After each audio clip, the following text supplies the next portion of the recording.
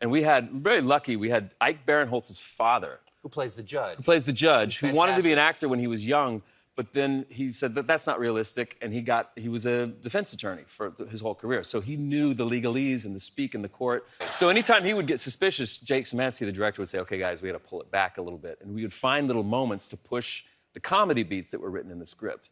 So it was like, you know, knowing that we would at sometimes have we would be subjected to really boring court days. Have you done jury duty? I have. I was selected, and I had to sit through it. This is so Hollywood. I walked into a courthouse my very first day, and there was no joke, a wall of signed 8x10 headshots from actors who have previously served jury duty. Oh, no. Yeah. One of the attorneys, in the middle of his thing, turned to me and he goes, I love all your work. And so as I turned to the judge and went, should I go? I think I should probably go. Yeah. But he's like, no, we need another 8x10 up on that wall. You're staying. If I was a celebrity like you, if I got into the acting industry, if I broke into the acting industry like Ronald Gladden, I think I actually would enjoy being put on a jury with you or Jason Marsden, who's done a lot more voice acting, or Ike Barinholtz or Zooey Deschanel, who's, you know, when she took maternity leave, a new girl hurt in your life and had to miss 6 seasons, 5 episodes. Her character was on jury duty to explain her absence from the show. Yeah. I'd love to be this. I'd love to be the subject or the victim of a hidden camera and prank show. Not quite a prank show. I like to be the subject of a hidden camera improvisational sketch comedy like Ronald Gladden was. And as for the writers of Jury Duty and Abbott Elementary, it seems that Warner Bros. Discovery did itself a solid by purging a lot of titles from HBO Max, because if it doesn't have any titles left to stream, it can almost circumvent this whole argument about not paying streaming residuals when it's not streaming anything for which residuals need to be paid. But as for the other streaming services, I know they can definitely afford to pay the writers what they should be paid for streaming revenue, the same way that, you know, they struck for syndication revenue in 1980 and DVD revenue and DVD residuals in 2007. So I really hope that the hardworking writers of Abbott Elementary, Jury Duty, and other television shows that are currently in production to have been renewed for the next season of television can come to an agreement on fair wages for streaming residuals before 100 days have passed on August 9th, 2023, because Abbott Elementary's 3rd season still has the answer for that cliffhanger from Festival. I need to know if Barbara Howard's Abbott Elementary community, who united behind her, successfully convinced Draymond to change his mind about turning Abbott Elementary into a charter school like Addington.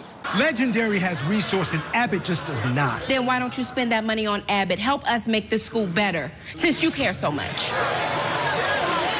See, I told you our community would step up. I guess they know more about the stuff than we thought. Yeah, no, what they know is a phony when they see one. Yeah. Also, if Abbott Elementary makes it to season 4, Kelsey Abbott is another person I would definitely recommend hiring as a writer and actress to be a new part of the cast in season 4, because I admire her youthful energy and spirit from 12 Forever and all of the funny internet videos she made before that show, which is why I think she'd get along with Quincy Brunson.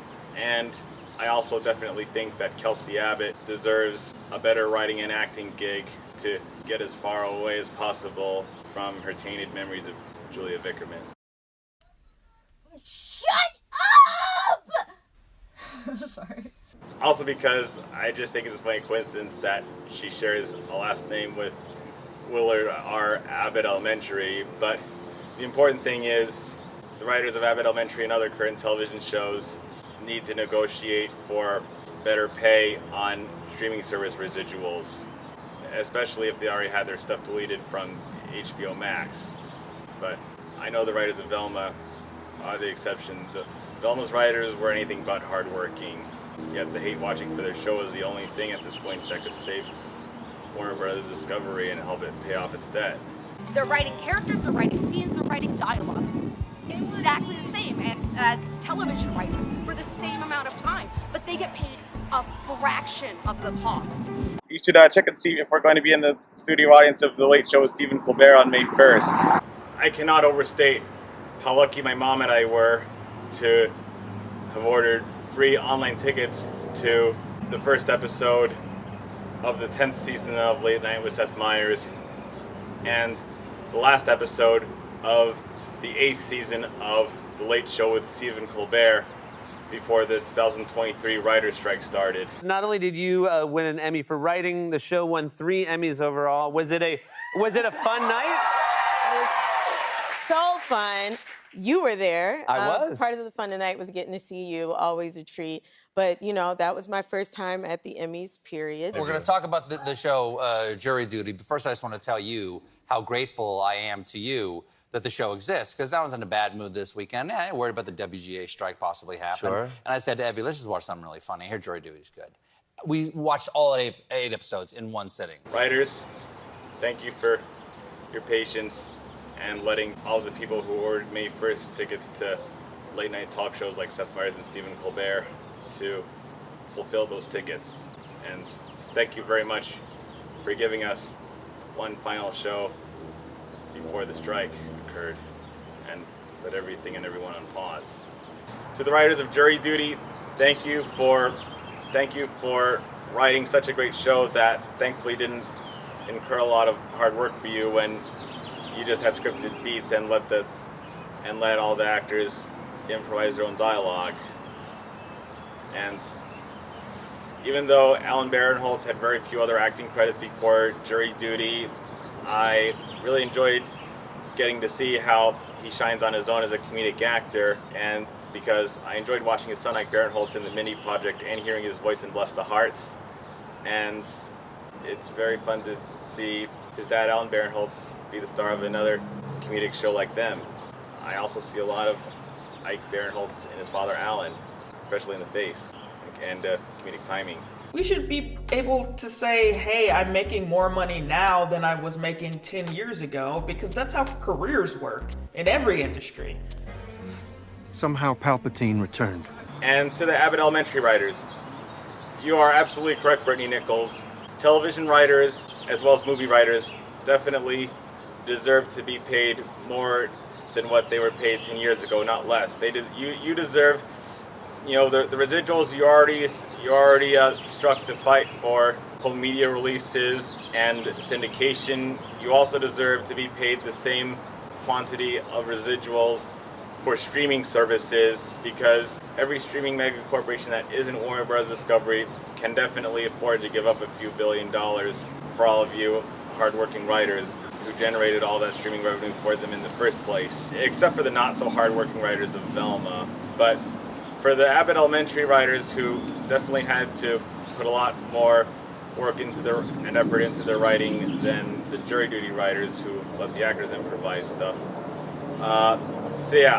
So to the writers to the writers who also play characters in Abbott Elementary, Quincy Brunson and Kate Peterman, and to all of the other actors who haven't got a chance to act in Abbott Elementary yet, writers like Brittany Nichols, Justin Tan, and Joya McCrory. That's a kind of a difficult name to pronounce because it has a lot of O's and R's in it. I really hope the 2023 writer's strike goes well for you, and thank you for being so patient as to wait for the end of the 2022-2023 television to begin the strike. I recorded this on the 10th day of the writer's strike, and seeing as the 2007 writer's strike for streaming revenue went on for 100 days, I really, really hope you can wrap this up and not have it go longer than that. I might make a follow-up video about this topic on August 9th to share my thoughts on it depending on how well things go.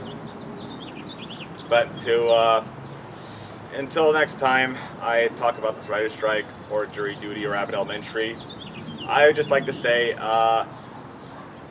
Seth Meyers, Quinta Brunson, Stephen Colbert, James Marsden, thank you for giving me an entertaining show, and I really enjoyed being in your studio audience. And to a lesser extent, I was also very grateful to have seen John Oliver, Courtney Barnett, and Joyo in real life too. Seth Meyers, thank you for your free signed copy of The Awesomes DVD to reward me for recognizing your show. And Stephen Colbert, I hope you and your camera crew got the Colby and Camembert cheeses I sent to you. You're welcome.